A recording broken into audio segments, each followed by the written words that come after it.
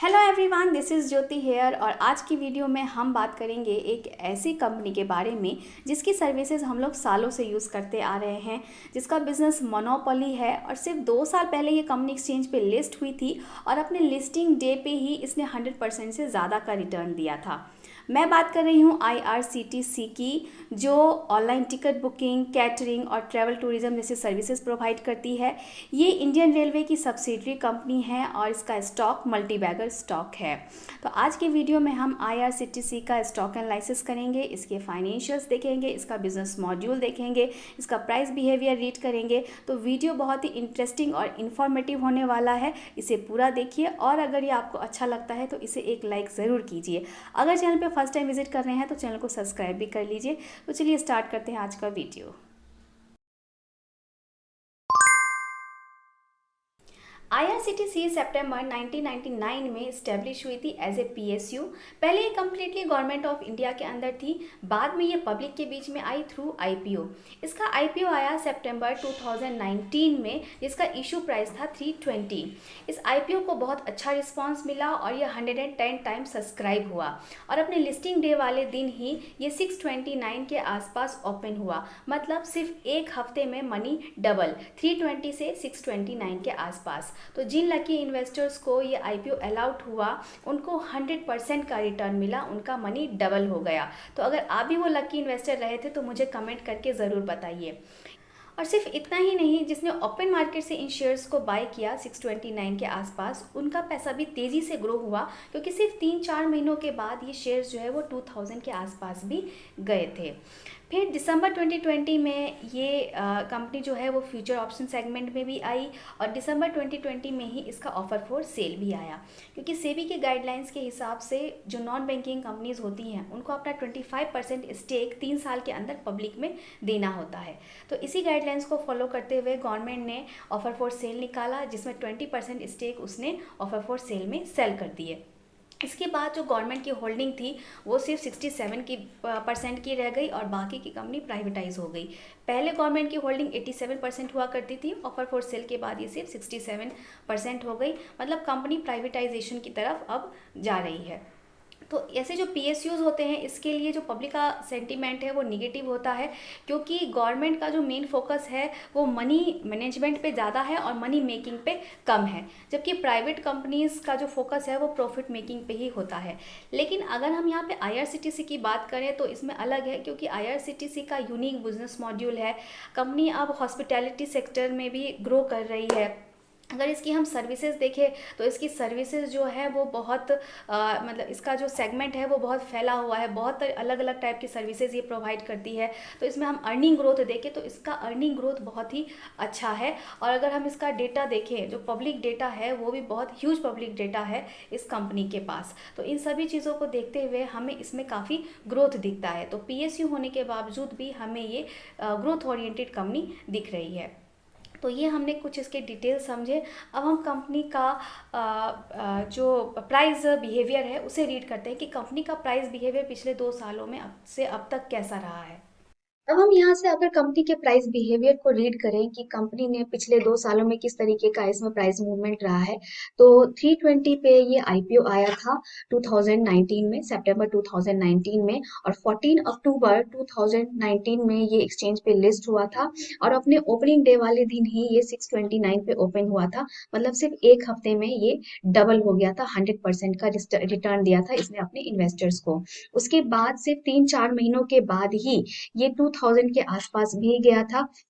तो जिन्होंने open market से भी शेयर्स को बाय किया था उनका पैसा भी बहुत तेजी से ग्रो हुआ था। फिर आया कोविड 19 में ये फॉल होके 700 के आसपास भी आया था शेयर। इसके बाद जब इकोनॉमी थोड़ी सी स्टेबलाइज हुई तो स्टॉक ने चलना स्टार्ट किया और चलते चलते फिर जून 2021 में, यहाँ पे जून 2021 में इसने अपना previous all time high break किया और ये स्टॉक गया 4000 के आसपास। इसके बाद इस स्टॉक में रैली आई और ये ऊपर चढ़ता ही चला गया और ये ऊपर चला गया 6000 के आसपास। इसी बीच में स्टॉक स्प्लिट का भी अनाउंसमेंट हुआ, क्योंकि जब शेयर प्राइसेस बहुत ज्यादा हो जाते हैं तो कंपनी स्टॉक स्प्लिट करती है उसे दोबारा से रिटेल इन्वेस्टर्स के लिए अफोर्डेबल बनाने के लिए। तो 6000 के आसपास चला गया था ये स्टॉक। और फिर जब स्टॉक स्प्लिट का एक्स डेट पास आया तो उसके एक हफ्ते पहले से जो है इसमें प्रॉफिट बुकिंग स्टार्ट हो गई, जिसके बाद ये शेयर्स फिर से 4000 के आसपास पहुंच गया। उसके बाद इसमें 1:5 का स्टॉक स्प्लिट हुआ, जिसके बाद 29 अक्टूबर को ये स्टॉक स्प्लिट हुआ था, जिसके बाद इसका फेस वैल्यू जो है वो 10 रुपए से टूट के 2 रुपीज पे आ गया था और जो इसका शेयर प्राइस है वो 4000 से टूट के 900 के आसपास जो है वो आ गया था। तो अब इसी दिन सेम डेट को 29 अक्टूबर को ही जब ये स्टॉक स्प्लिट हुआ था तो उसी दिन ऑफ मार्केट में गवर्नमेंट की एक न्यूज आई थी कि जितना भी रेवेन्यू आईआरसीटीसी कन्वीनियंस फीस से अर्न करती है उसका 50% उसे गवर्नमेंट के साथ शेयर करना पड़ेगा। तो अब जैसे ही इस न्यूज के आते ही जैसे ही मार्केट ओपन हुआ तो इस स्टॉक में 25% का डिप देखने को मिला। तो इसके बाद लोग काफी पैनिक हो गए और इसमें काफी जो है शेयर्स में काफी हलचल देखने को मिली। लेकिन विद इन 24 आवर जो गवर्नमेंट ने अपना ये प्रपोजल वापस लिया, इस प्रपोजल को कैंसिल किया और इसे विड्रॉ किया, जिसके बाद उसके बाद फिर से इस स्टॉक ने वापस चलना स्टार्ट किया और आज की डेट में जो है ये 900 के आसपास ट्रेड कर रहा है। तो अभी ये 900 के आसपास ट्रेड कर रहा है, लेकिन ये 1000 या फिर 1250 तक जो है इसका लेवल टच कर सकता है। तो ये हमने इसका प्राइस मूवमेंट देख लिया। अब हम आईआरसीटीसी के बिजनेस मॉड्यूल को समझ लेते हैं। तो आईआरसीटीसी का बिजनेस मॉड्यूल जो है वो बेसिकली 4 सेगमेंट्स में डिवाइडेड है। 4 मेन सेगमेंट्स में कंपनी सर्विस प्रोवाइड करती है, जिसमें पहला है कैटरिंग, दूसरा है ऑनलाइन टिकट बुकिंग और तीसरा है पैक ड्रिंकिंग वाटर और चौथा है ट्रैवल और टूरिज्म। तो सबसे पहले हम कैटरिंग की बात करें तो कैटरिंग का जो बिजनेस है वो भी 4 सेगमेंट में डिवाइड है, जिसमें पहला आता है मोबाइल कैटरिंग बिजनेस, जिसमें इनके ट्रेन के अंदर ही पेंट्री कार की फैसिलिटी है, जिसके थ्रू ये अपने पैसेंजर्स को मील की फैसिलिटी प्रोवाइड करते हैं।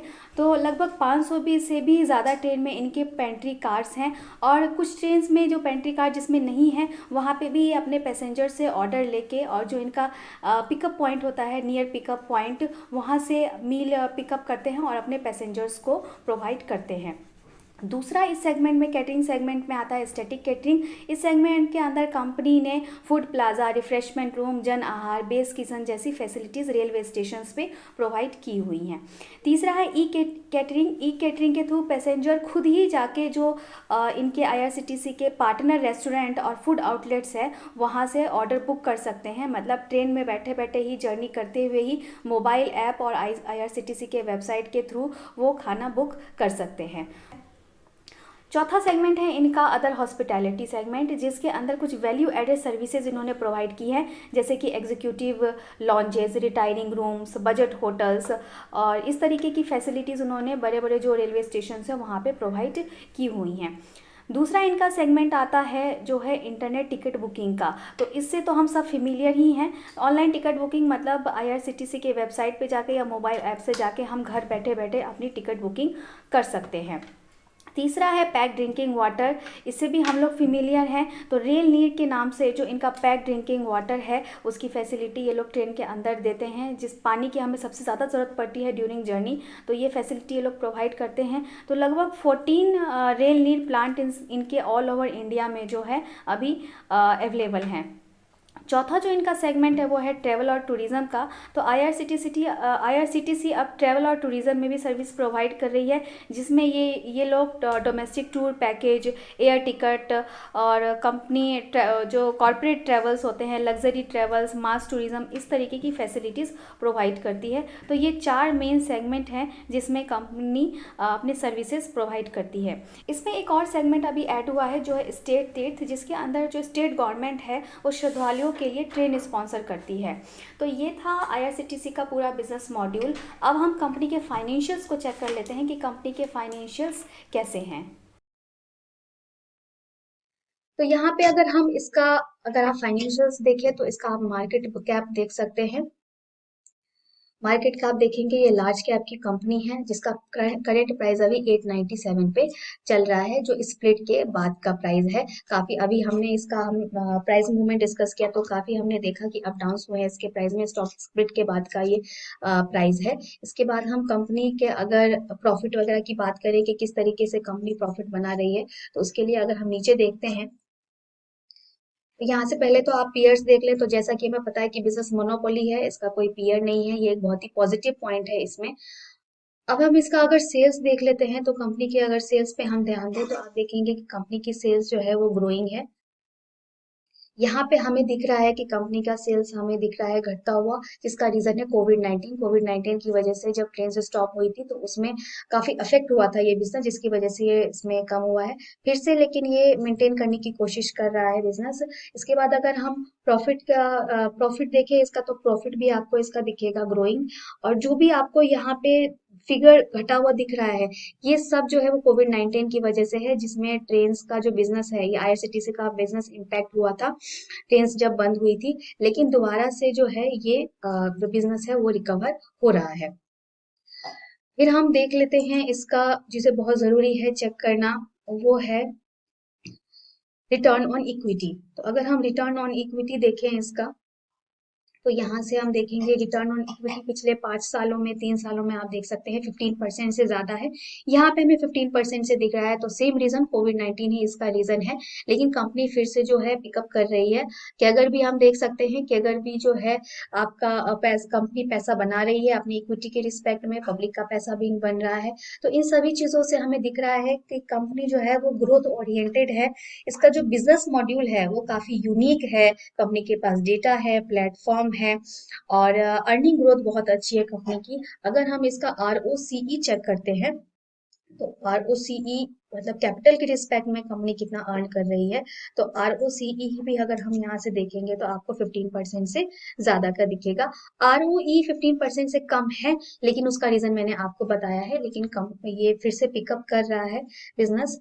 पीई रेशियो काफी जो है ओवर वैल्यूड दिख रहा है, लेकिन इस तरीके की जो ग्रोथ ओरिएंटेड कंपनीज होती हैं, जो ग्रोथ जिनमें ग्रोथ दिखता है, उनका पीई जो है वो ज्यादा होता है, तो उसकी वजह ये हमें इसके लिए हमें इतना नहीं सोचना है। दूसरा, अगर हम रिजर्व और डेट की बात करें, तो इसका रिजर्व आपको दिखेगा कि डेट के रिस्पेक्ट में काफी ज्यादा है, मतलब ऑलमोस्ट डेट फ्री कंपनी है, डिविडेंड पे करती है, और डेट टू इक्विटी रेशियो भी देखिए बिल्कुल ना के बराबर है। तो ये सभी हमें दिखता है कि कंपनी फाइनेंशियली काफी स्ट्रांग है।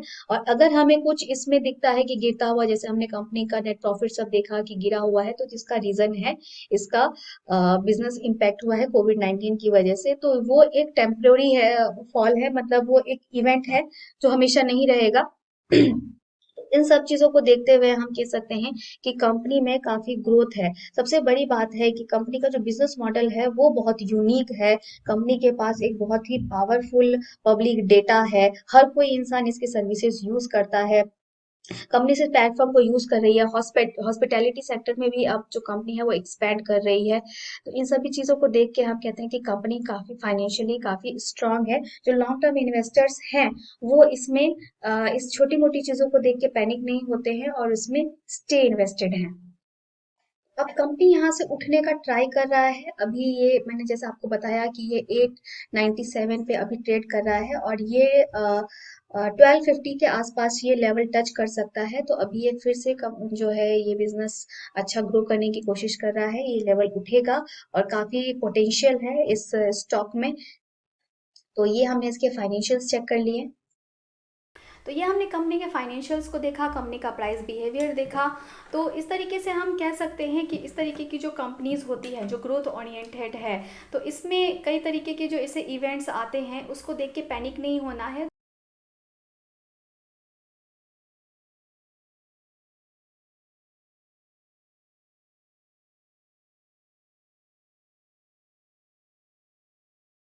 क्योंकि ये इस तरीके की कंपनीज है जो आपका पैसा ग्रो करके देगी।